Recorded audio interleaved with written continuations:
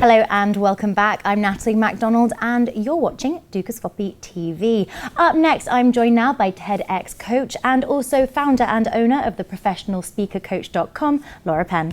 Laura, thank you so much for joining us today. Thank you, Natalie. It's great to be here. No problem at all. Now, we're going to be talking about TED and also TEDx. Firstly, what is TED for those of our viewers that may have been living under a rock for the last few months? TED stands for Technology, Entertainment and Design.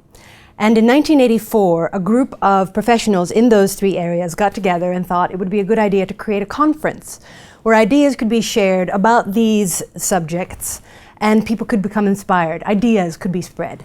And that's where TED Talks were born. What then is the difference between TED and also TEDx, which I know you're involved with? The X in TEDx stands for Independently Organized Event.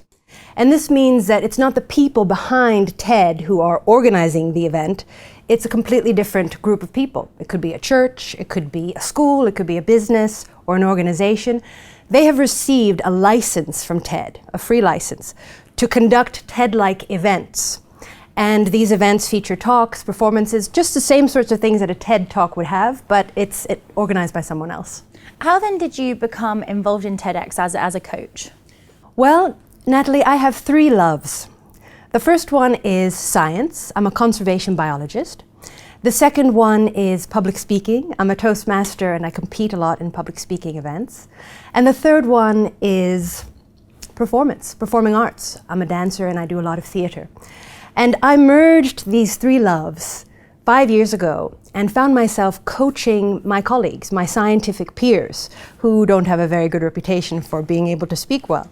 So I had my work cut out for me, but I was helping them to create effective messages and to really say what they wanted to say better. And this caught the attention of a few people who were organizing a TEDx event in the Geneva area.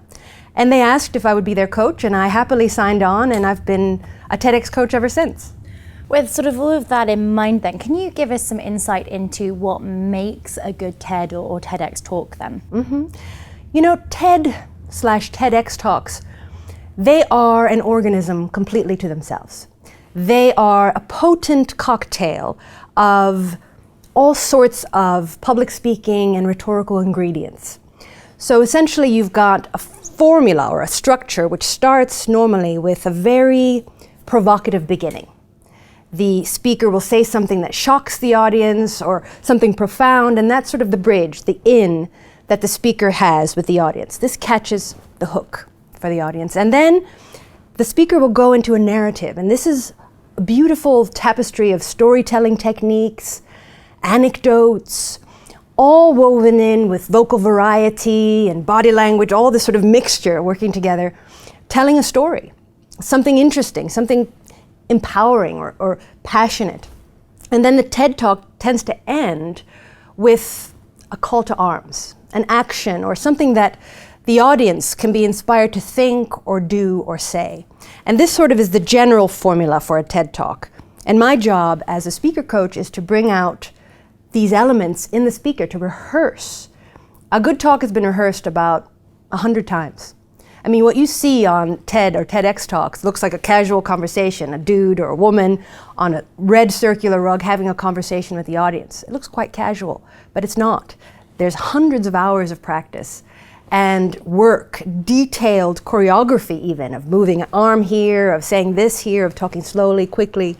So it really is quite a mélange, a mixture of work that ends up in a good talk, an idea worth spreading. Laura, thank you so much for coming in, and we look forward to future discussions and you sharing your insight a little further. Thank you very much. That's all we've got time for right now, but if you want to hear more exclusive interviews just like this one, then stay tuned to Dukascopy TV. Goodbye for now.